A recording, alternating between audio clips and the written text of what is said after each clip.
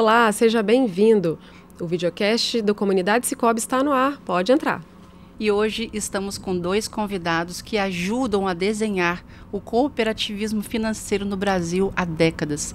Hoje eu conto com a companhia de Nailson Dalla Bernardina, com mais de 30 anos de experiência no cooperativismo financeiro, hoje atualmente como diretor executivo do Sicoob Central Espírito Santo, e Marco Aurélio Almada, diretor-presidente do Centro Cooperativo Sicoob, em Brasília, que hoje é composto pelo Banco Cooperativo, pela Confederação, pela Seguradora e demais entidades que formam o terceiro grau do Sicoob. É isso aí, bem-vindos. Obrigado do convite de estar aqui com vocês mais uma vez e quero agradecer muito a presença do Almada. O Almada é um líder inspirador. Ontem teve a oportunidade de estar conosco num evento, numa assembleia de delegados, está proferindo uma palestra sobre aí os 175 anos de evolução do cooperativismo no mundo e contextualizando o Brasil e o Sicoob nesse contexto, nessa inserção de levar justiça financeira e prosperidade para as pessoas. E também ontem à tarde e hoje, à parte da manhã, a gente poder estar aqui recebendo uma comitiva de lideranças do Brasil, do ecossistema aí que regula e acompanha o sistema financeiro, Banco Central do Brasil, BNDES, Ministério da Agricultura, enfim, vários atores, o SECO, a OCB, vários atores importantes. Então é muito bom contar com o Almada aqui e vai ser um episódio de muito conhecimento do cooperativismo que tenho certeza que o Almada vai dividir conosco. Muito bem, obrigado pelo convite de estar aqui, para mim é uma alegria. Toda vez que eu venho aqui no Espírito Santo, eu volto para casa animado com o cooperativismo, porque nós estamos praticando aqui um cooperativismo que mantém uma coerência com aquilo que a gente acredita, com a nossa doutrina, mas também tem um profissionalismo, dinamismo, uma pegada que faz o nosso movimento avançar. Então eu sempre que venho aqui fico muito energizado. Muito obrigada. Ficamos muito felizes aqui de fazer esse episódio. Eu queria que você trouxesse um pouquinho para a gente, Almada, do que você falou na Assembleia, nas assembleias que você participou, Você fez uma palestra, uma apresentação, você trouxe um resgate histórico, contextualizou um pouco da nossa instituição. Queria que você falasse um pouquinho para a gente sobre isso. Eu vou falar um pouquinho do que eu pensei quando eu estava construindo a palestra, As pessoas que não conhecem adequadamente o cooperativismo, tem a retrospectiva, olham para o Sicoob e acham que ele parece banco, tem jeito de banco, tem cor de banco, tem agência de banco, tem tudo de banco, e a gente insiste em falar que nós não somos banco. E quando a gente fala que não é banco, então o que você é? Você é cooperativa. E muita gente acha que cooperativa é alguma coisa que acontece na organização da sociedade, mas está um pouquinho abaixo de uma SA. Principalmente está um pouquinho abaixo de uma SA com cotação em bolsa, porque isso seria o suprassumo da organização empresarial. E eu penso totalmente diferente. Eu penso que o cooperativismo ele é uma forma de organização empresarial que tem alguns diferenciais que o coloca acima, um pouquinho acima de uma SA. Mas a gente, para poder provar isso, a gente tem um desafio de fazer a gente dar certo, tem um desafio de fazer a gente ter um desempenho maior do que o da SA, entregar uma experiência melhor do que o da SA, entregar uma produtividade menor do que a SA. Então o meu tema é esse. Nós somos cooperativa e ser cooperativa é algo que eu devo anunciar com o peito aberto e com orgulho, ou é algo que eu devo anunciar de forma envergonhada? E eu tenho certeza que eu tenho tudo para anunciar isso de forma mais animada e orgulhosa possível, e foi isso que eu demonstrei ontem. Nossa, eu tive a oportunidade, a sorte de estar presente nessa palestra e gostei muito do tom que você fala sobre o empreendedorismo, que tem muitas vezes o pensamento individualista e o cooperativismo, que normalmente, na maioria das vezes, tem o pensamento coletivo, e por isso essa é a diferença do negócio. A diferença que nós temos no nosso negócio, ela é primeiramente intencional, e por ser intencional é sutil e difícil de ser aprendida. Nós começamos a organizar uma cooperativa com uma intenção diferente de quem organiza uma SA. Parece que é uma bobagem, mas não é. Porque quem organizou a SA provavelmente se iluminou com pensamentos como o do Milton Friedman, que diz que a empresa realiza o seu lado social quando maximiza o lucro do acionista. Então, eu vou pensar a empresa, o conselho de administração da empresa, a diretoria da empresa, o organograma da empresa, todo ele voltado para maximizar lucro. Vou pensar todo o sistema de compensação dos próprios empregados, tudo é voltado para maximizar lucro. E a minha pergunta é, e se eu tiver uma intenção diferente? E se a minha intenção for melhorar a vida das pessoas? E se a minha intenção for até proteger as pessoas do excesso de quem pensa assim? Porque se eu quero maximizar lucro, eu vou aumentando o preço até pararem de comprar. E isso pode ser disfuncional para a economia. Não sustentável, né? Então, será que a minha intenção, sendo diferente, não vai mudar a forma de eu organizar o negócio? Eu defendo que muda. A outra coisa que nos diferencia é o seguinte: a sociedade anônima tem um mecanismo de compulsoriedade na forma de definir o proprietário do poder. Então é o seguinte, eu tenho 50% mais umas ações, a empresa é minha, eu mando. Eu não preciso fazer composições. Eu vou escolher quem é o meu conselho de administração, vou escolher quem é o meu executivo, vou escolher quem que vai trabalhar na minha empresa. Mas se eu sou uma cooperativa, o poder ficou móvel. Não existe algo no mundo da matéria, como é, por exemplo, uma participação acionária, que é dinheiro, que vai estabilizar o poder na mão de alguém. Certo? Então, a forma de organizar o poder muda. O Nailson, ele começou dando uma aula sobre isso hoje, quando a gente estava aqui no Conhecer para Cooperar. Ele falou assim, olha, a coisa mais importante para nós aqui no Espírito Santo é cuidar da nossa coalizão de comando, é fazer as cooperativas estarem juntas. Não tem nada mais relevante para nós que é fazer a cooperativa ficar junta.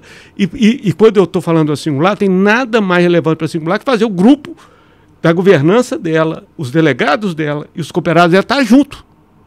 Então, a gente não parte do pressuposto que o poder ele está estabilizado na mão de alguém. A gente parte do pressuposto que quem quer liderar, para ter o direito de liderar, tem de usar esse poder no benefício de todos. E não apenas no benefício próprio. É outra coisa sutil, mas que tem de iluminar a forma que a gente desenha o negócio. Então, nós temos um desafio, por exemplo, no Cicobi Nacional. Temos um tema que para nós é especialmente tenso, porque ele tem uma ambiguidade que tem a ver com operação sistêmica e coordenada e padronizada e singularidade. Algumas cooperativas entendem que a singularidade é o estado da arte do cooperativismo. Outras cooperativas entendem que na singularidade a gente não escala o negócio. O modelo de negócio fica não replicável e não escalável. E que ele só escala na sua organização sistêmica. Só que tem uma tensão aqui. Essa tensão, a corda está esticada. Bom, para eu poder ter uma coalizão entre esses dois grupos, eu vou ter de compor uma visão com a outra. Essa composição não vai satisfazer 100% nem um grupo nem o outro, mas vai manter a gente unido. Essa arte de manter unido é a arte do cooperativismo. Porque senão o processo de fragmentação não terá fim. Eu fragmento por causa da visão de sistêmica e singularidade, mas depois que eu tiver num grupo de singularidade e um grupo de sistema, vai ter outra tensão. Depois vai ter outra, vai ter outra. Então, se o jeito de resolver tensão é dividir, nós vamos chegar num cooperativismo hiperfragmentado. E operar essa coalizão é uma arte. E que eu vi que o Nailson está eu ia dando aula dessa arte. Você trouxe um pouco do que o Nailson falou, mas eu queria muito te escutar, Nailson, também para contribuir aqui sobre o nosso sistema regional. Aproveitando bem a presença do Almada aqui no nosso estado, que teve a oportunidade então, de falar para delegados, né, que são os representantes dos nossos cooperados, nenhuma das nossas singulares, mas eu queria voltar também a esse tema para perguntar ao Almada, né, aproveitando realmente, Almada, agradecendo sua vinda aqui. Ontem a gente fez um avanço importante na governança estamos fazendo, né? Já fizemos 4 assembleias extraordinárias nesse segundo semestre, faremos ainda mais 2 nas nossas 6 cooperativas, adotando o modelo sistêmico do Estatuto, com algumas inovações, especialmente relacionadas aí a situações que a gente agradece muito que o Scob Espírito Santo tem 6 cooperativas muito pujantes, fortes, mas a gente já está incluindo um artigo de cogestão e administração temporária para caso alguma cooperativa tenha qualquer situação, o sistema seja rápido em agir. E o Banco Central elogia muito esse tipo de atitude. E eu gostei muito ontem quando você trouxe o conceito do risco moral. Queria que você explorasse um pouco conosco aqui, porque o cooperativismo ele é feito de pessoas do bem que estão imbuídos em entregar o melhor para o cooperado. E realmente juntos a gente consegue potencializar essa entrega, é isso que eu acredito. É isso aí. De fato, tem alguns fundamentos conceituais e sociológicos por trás de toda a teoria da governança corporativa. E um deles é o risco moral. O que é risco moral? A governança deve estar estruturada de forma que os seus líderes e operadores tenham poder para fazer o que é certo e não tenham poder para fazer o que é errado, o que os beneficia. Então, o que é o risco moral? É eu estar numa situação em que eu não perco nada se eu errar e ganho muito se eu tiver o meu interesse em primeiro lugar. Certo? Então, essa gera uma situação terrível. E nós já vimos no passado alguns dirigentes cooperativos, que infelizmente não estão mais entre nós, que usaram a cooperativa para o seu benefício, para o seu enriquecimento, etc, etc e tal. Eu mesmo já conheci presidente de cooperativa de crédito antes do Sicob, que tinha helicóptero. Né? Isso é problema de risco moral. Então, o que a governança tem de fazer? Tem de fazer o seguinte: ela cria uma regra que fala o seguinte, toda vez que você estiver operando no interesse do cooperado, você está livre para decidir. Mas se você, por um acaso, desviar sua intenção para se beneficiar, você vai ter consequências terríveis para você.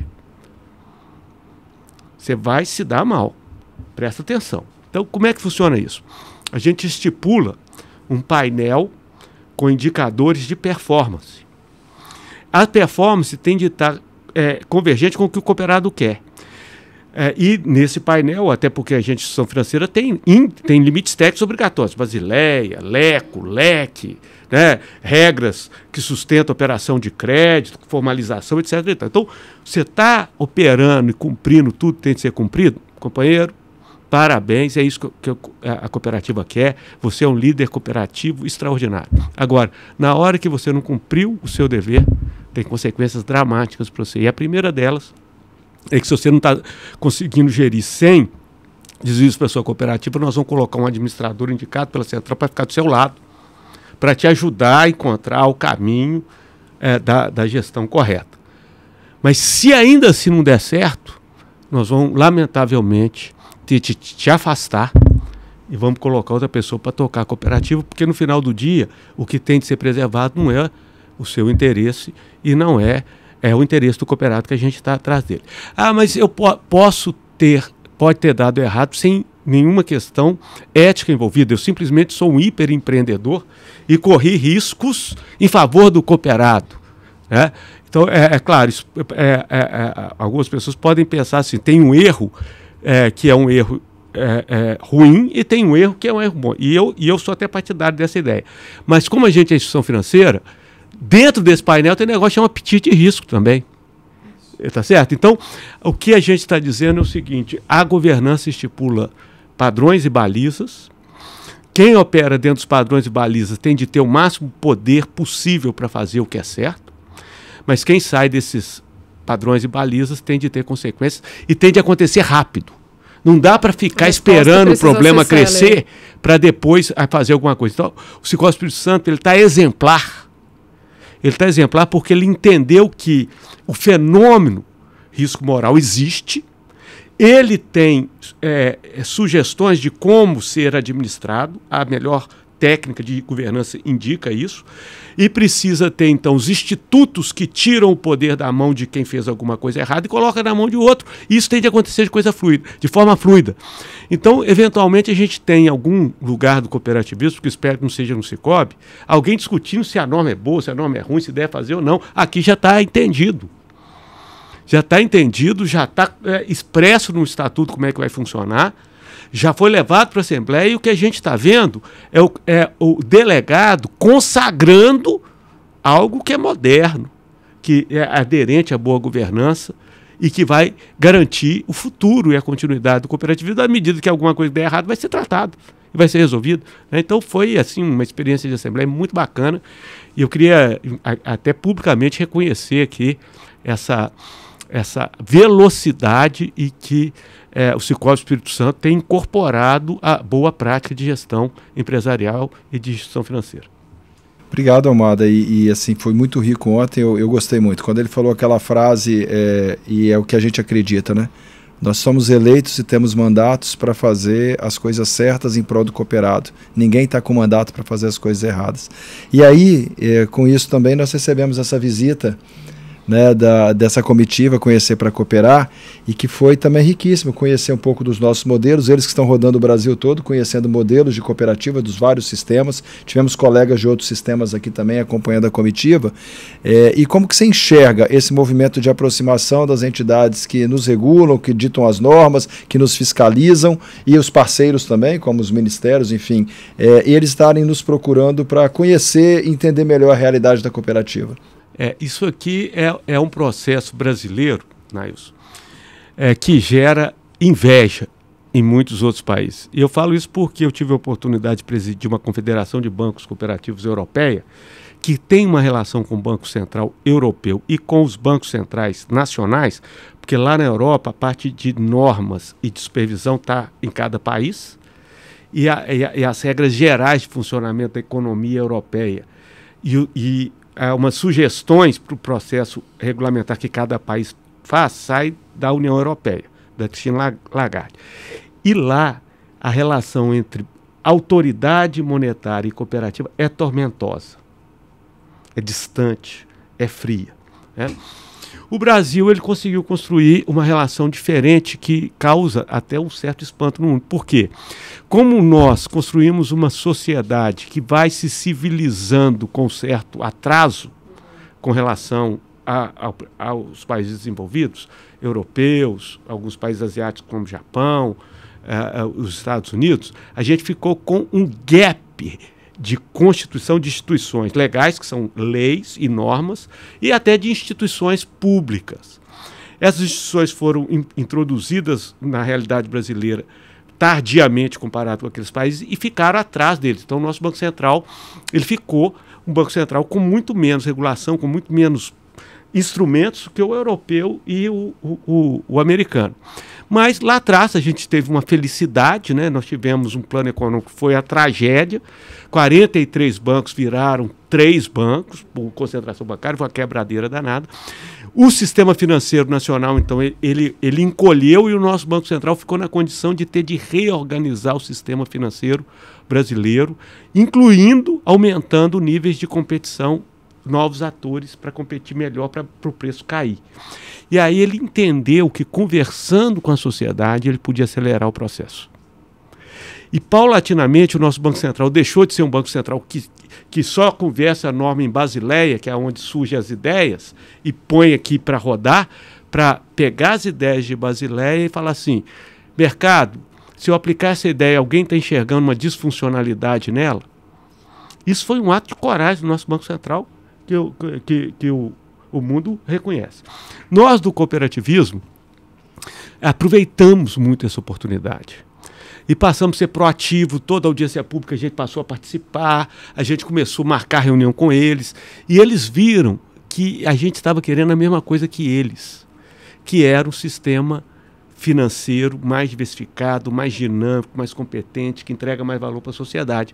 E com o passar do tempo, a gente construiu relações de confiança entre nós e eles. Só que essa história que eu estou contando aconteceu há 25 anos atrás.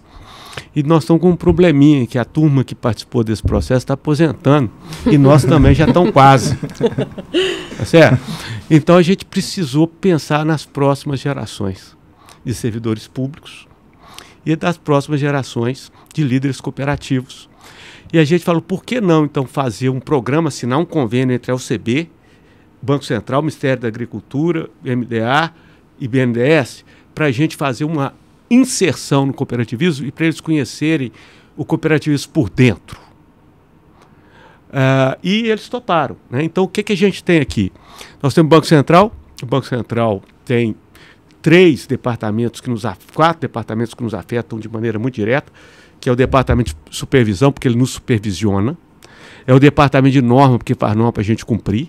É o Departamento de Organização do Sistema Financeiro Nacional, que aprova as nossas assembleias, as nossas eleições, os nossos estatutos.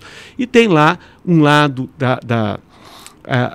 do lado social do Banco Central, que é a inclusão financeira e capacitação financeira. Tem um departamento voltado para a humanização do serviço financeiro lá no Banco Central. Então o Banco Central pegou lideranças desses departamentos e falaram, olha, nós assinamos um convênio e vocês vão, se quiserem, fazer uma inserção no cooperativismo, vão conhecer o cooperativismo por dentro.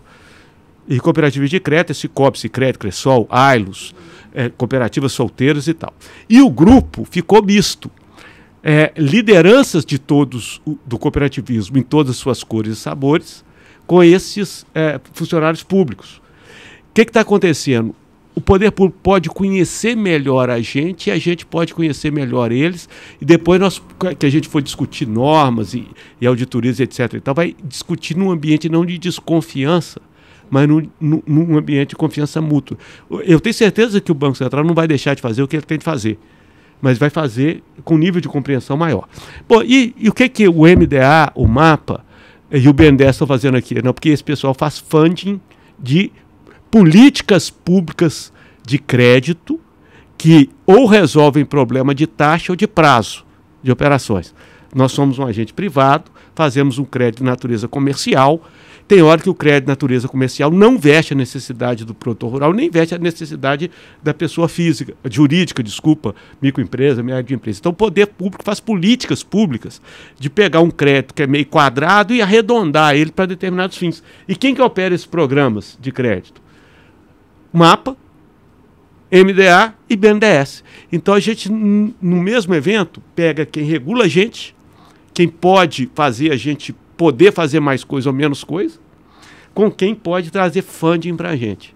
Pega os nossos executivos nacionais, do Sicob, Sicredi, Ailos, Cooperativa Solteira, Cressol, que são da geração que está vindo atrás da gente, e bota eles para ficar pessoas que participam de um processo de formação que acaba se aproximando as pessoas e diminuindo a desconfiança entre as pessoas. Então é isso que eu Conhecer para Cooperar.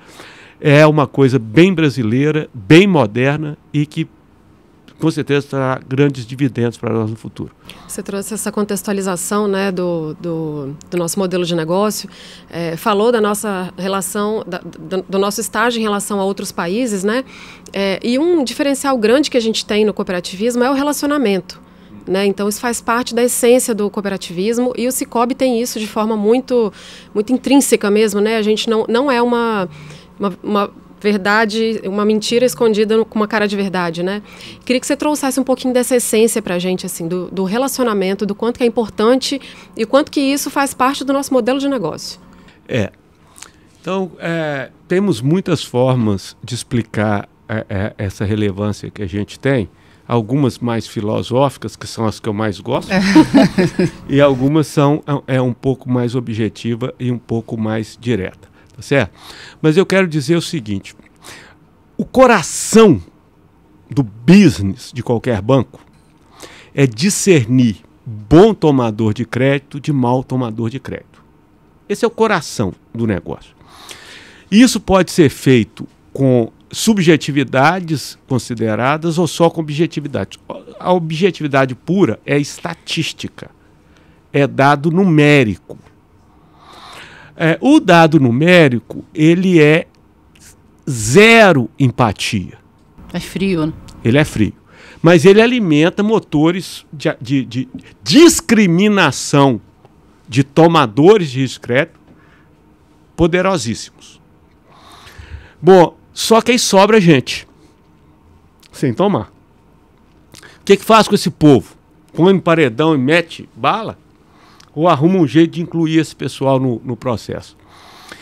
Bom, é melhor incluir eles no processo que botar no paredão e tacar a bala. Mas então eu vou ter de considerar subjetividades no processo. O que é uma subjetividade? Eu ir lá e ver se a propriedade rural existe. Eu ir lá e saber que se ele montou uma granja de postura, se a granja está lá. Mas é também a possibilidade de eu fazer um convênio lá com a Emater ou com algum órgão de assistência e verificar se a técnica que ele está rodando o negócio dele vai entregar um resultado positivo para ele. E esse tipo de interação orientar se o crédito deve ou não deve ser feito. Então, há um aspecto no nosso modelo de negócio que é inclusivo, e não é inclusivo porque a gente faz um crédito que não deve ser feito. Ele é inclusivo porque a gente coloca empatia no processo de escolha. Critérios não objetivos ali. Né? Critérios que têm algum nível de subjetividade. Isso só é possível para quem tem presença física. E tem um outro detalhe que é importante, é que há operações de crédito que não escalam porque elas não são 100% digitais. Então tem operação de crédito que tem cartório envolvido. O cartório está descentralizado. Eu preciso de ter, então, algum tipo de processo que não vai dar para fazer com a fintech, nem vai dar para fazer com o neobanco, e não vai dar para fazer só com app ou com internet. E como eu estou lá, eu posso compor essas imperfeições que muitas vezes envolvem o processo de formalização de uma operação um pouco maior. Então o que acontece? Se eu não tenho como resolver o problema de pegar a garantia, etc., eu vou reduzindo o tamanho da operação e faço clean. Com pouco prazo, pouca taxa, muita. E aí, aquele produtor rural, aquela pequena empresa, fica com um passivo de crédito mal dimensionado para o business dela. Certo? Então a gente acaba criando uma condição que nos coloca como o maior operador de crédito para a pequena empresa do país. O Cicobi, não sei se você sabe, é o primeiro do ranking, é o maior market share de micro e pequena empresa no país. Nós somos um grande operador de crédito rural, porque a gente aprendeu a compor realidade do território, que é desde a observação do como o cooperado opera, até questões um pouco mais burocráticas e técnicas de cartório e outras formas de obtenção de garantia, com o nosso modelo de negócio. Isso nos torna inclusivos. Eu acho que isso é super importante. Né? Diferentes e inclusivos. Um dos maiores diferenciais, né, do cooperativismo é isso, e que o que uma cooperativa não deve deixar de fazer nunca, né? É esse relacionamento pessoal, essa proximidade que existe. E ela está além do cafezinho. Além do cafezinho. Está além da estrutura da física. Agência. Ela está no encontro. Ela está na possibilidade de observar. E isso a gente está fazendo. Eu já vi que o Nailson, que está indo muito bem como estrategista, entendendo que o encontro é mais importante do que a sede do PA. Quer comentar, Nailson?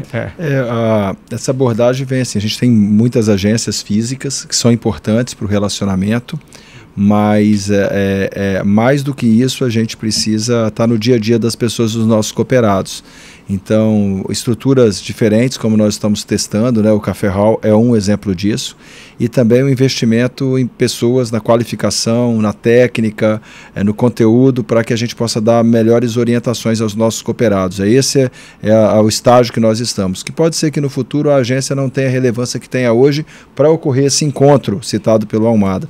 Então a gente vem preparando esse ambiente, porque as pessoas, para se relacionar, a gente acredita que vai precisar bastante. A tecnologia ela é para aumentar a comodidade, mas o relacionamento e a confiança ainda no ambiente cooperativo está nessa relação que a gente tem do nosso profissional com os nossos cooperados, na melhor orientação.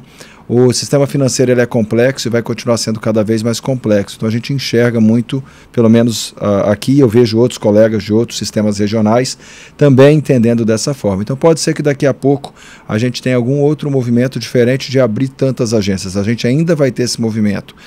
Embora a gente seja a maior rede do Brasil, com mais de 4.600 agências, nós só estamos em 2.400 municípios, em números redondos.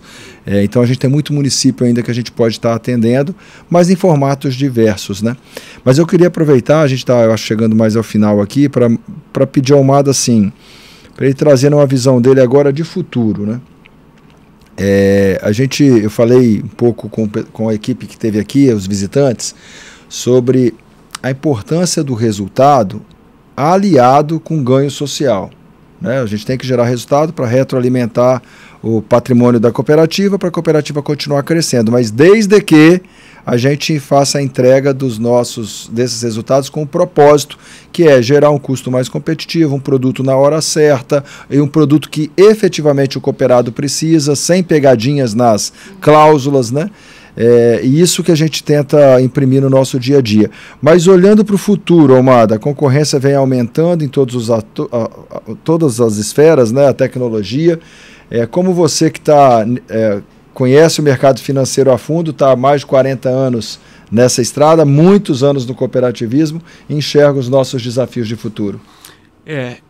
Primeiro tem um caminho de tentar definir o futuro que é mais fácil, mas muito provavelmente é enganoso, que é o caminho de imaginar o futuro a partir da tecnologia ou de como a tecnologia muda as interações humanas. Ela vai mudar as interações humanas, já está mudando as interações humanas, a nossa vida depois das redes sociais é diferente da vida antes das redes sociais. Mas quando o assunto é uma empresa estar ou não estar no futuro, o mais definidor é por quanto ela vai estar gastando para prestar o serviço que ela se propõe a prestar. E todas as vezes que eu tenho uma tecnologia nova, e nós não temos uma, nós temos 5 novas tecnologias que mudaram o nosso modelo, estão mudando o nosso modelo de negócio e que foram introduzidas nos últimos 10 anos, e aí eu me refiro ao próprio mobile, eu me refiro ao Big Data, eu me refiro ao cloud, né? Eu me refiro à convergência de dado, voz, imagem, sensações a partir de sensores que estão nos nossos devices ou no telefone, ou coisa que o valha, e agora muito especialmente inteligência artificial, agêntica. Então esse tipo de coisa vai fazer com que o custo de servir desmorone. Eu sou bancário há 44 anos e tinha um número para o índice de eficiência que era mágico. Era 52%, ou seja, para cada R$1 de receita eu tenho de ter no máximo 52 centavos de custo. Bom, as novas tecnologias já criaram alguns atores que conseguem atender ou servir por 25 centavos. Então o que acontece? Todo agente financeiro que gasta mais de 25 centavos para o real para atender alguém, está correndo o risco de não estar no futuro observável. Porque todas as tecnologias de experiência, mobile, uns tinham, outros não tinham, hoje todo mundo tem. Big Data, uns tinham, outros não tinham, hoje todo mundo tem. Blockchain, uns tinham, outros não tinham, hoje todo mundo tem. Cloud, uns tinham, outros não tinham, hoje todo mundo tem. Inteligência artificial, uns tinham, outros não tem, daqui a pouco todo mundo tem. Então o que vai definir no final quem ficou? Vai definir quem conseguiu desenhar um modelo de negócio com o menor custo de servir. Porque, no final das contas, o transacional vai ficar muito igual de todo mundo, tá certo? Então, essa é a clareza que eu tenho, né? E o Sicoob é um negócio tão diverso que nós temos algumas cooperativas que já alcançaram o patamar de segurança com relação ao custo de servir. E temos algumas cooperativas do Sicoob que estão flertando com o perigo, na medida em que não dão atenção adequada para esse tema. Felizmente, eu estou aqui no Espírito Santo, onde eu acompanho, sou testemunho, que há muitos anos esse tema é objeto de atenção, o que permite o Sicoob Espírito Santo estar na fronteira do desenvolvimento da indústria financeira no momento atual. Muito bom. É um índice, inclusive, que a gente trabalha nos resultados, né, Nailson? O índice de eficiência. Ele tem de ser, a gente tem de ser cuidadoso com ele, porque olhar só para ele pode fazer o negócio ficar ruim. Então, eu tenho de combinar ele com o NPS, eu tenho de combinar ele com outros índices que garantam bem-estar do cooperado ao ser atendido. Mas do ponto de vista de quem não tem a última linha azul, não fica, talvez ele seja o mais importante. E aí, só complementando nessa abordagem do Almada, aqui a gente busca a estratégia com os pilares. Porque se a gente for eficiente, mas a gente só eficiente, ter um time insatisfeito não funciona. Então, cuidar do nosso time. E aí, para cuidar do nosso time, tem que ter benefícios, tem que ter atratividade, tem que ter um bom ambiente. O sócio satisfeito, então a gente precisa servir num preço justo, né? Entregar qualidade, não dá para cortar custos que vai deixar a necessidade de atender necessidades do cooperado. E também ter um compromisso em investir, retornar para a sociedade. Nessas assembleias a gente vem aumentando de 1% para 2% a destinação do resultado para ações sociais diretamente com a comunidade, o que é muito positivo. Então mostra que tem que ter eficiência, reduzindo o custo de servir, mas essa eficiência é para gerar resultado, para poder servir melhor os nossos próprios cooperados e as localidades onde nós estamos atuando. Então, assim, eu fiquei muito feliz com a vinda do Almada, tanto para a Assembleia, que é um momento alto do cooperativismo, um momento das decisões, poder ter ouvido ele ontem aqui conosco, e também na visita que a gente teve aqui dessas autoridades que vieram conhecer aqui o modelo sistêmico de trabalho aqui do Sicoob no estado do Espírito Santo, e também deixar claro, quem está nos ouvindo e vendo aqui em vários estados, né, nós atuamos hoje em 4 unidades da federação, a regional, a sede fica aqui no Espírito Santo, mas de igual forma a gente está replicando isso tanto para o estado do Rio de Janeiro, que a gente já tem mais de 55 agências, para o Vale do Paraíba, que é uma área que a gente quer avançar, e para algumas cidades da Bahia que nós também estamos operando. É por isso tudo aqui que a gente escutou que nós estamos com mais de 9 milhões, né, de cooperados no Brasil. Aqui no sistema regional estamos aí chegando perto de 1 milhão de cooperados. Queria agradecer. Essas reflexões nos fazem cada vez mais acreditar que o Sicoob está além das soluções financeiras, né? Ele está em todos os âmbitos, todas as áreas. O Sicoob faz parte da vida das pessoas e o Sicoob faz bem, né, o Almada? Faz bem. É assim, eu sempre acho que a gente pode melhorar. Tá certo? Aliás, é uma curiosidade. Eu gosto muito de interagir com o Nailson, porque eu acho que ele lê os mesmos livros que eu. Ontem hoje ele estava falando Empresas Feitas para Vencer, do Jim Collins, né, da estratégia porco-espinho. Mas no mesmo livro, o Jim Collins fala de como deve ser a postura do executivo. E ele usa o paradoxo Stockdale. O executivo é alguém que tem uma consciência nua e crua da gravidade da atual situação e não se conforma com ela. Mas ele tem dentro dele uma convicção de que ele vai ajudar as coisas a serem superadas e vai triunfar no final. Tá certo? Então é um negócio louco, porque dentro do executivo tem um pessimismo que luta com o otimismo. E se ele abrir mão do pessimismo, ele não melhora a operação. Mas se ele abrir mão do otimismo, ele vai ter um problema de AVC, de infarto, ou de alguma coisa um pouco pior, né? Então, assim, eu olho para o Sicoob, eu tenho alegria de ver um Sicoob que, nos últimos 28 anos, que é o tempo que eu estou por aqui, se transformou mais de uma vez, mas eu também tenho um frio na barriga, porque tem um tanto de coisa que é emergente a gente fazer, e que o nosso processo parece que anda mais devagar do que a gente gostaria. Uhum. Mas o que é isso? Nada mais do que mais uma ambiguidade. O administrador moderno, ele no final do dia é um administrador de ambiguidades. Por isso que ele lida com o paradoxo Stockdale. Essa sensação que tem alguma coisa que não está boa, mas ele sabe que vai achar o que vai resolver e no final vai triunfar. Caramba, se deixar a gente conversa aqui até. Gostaríamos de conversar muito mais, né, para aprender muito mais aqui. Temos a representação aqui, né, do Sistema Nacional, do Sistema Regional, e estamos muito felizes, né, de receber. Gostaríamos de agradecer a presença de vocês e gostaria que a gente tenha outras oportunidades como essa para poder aprender com quem sabe, com quem está fazendo o coletivo aí chegar nesse estágio que nós temos do Sicoob. Obrigada, Almada, obrigada, Nailson, obrigada pela inspiração, pelo conhecimento, por nos ensinar cada vez mais sobre o cooperativismo e a gostar, né, de trabalhar com o cooperativismo, que isso é muito importante.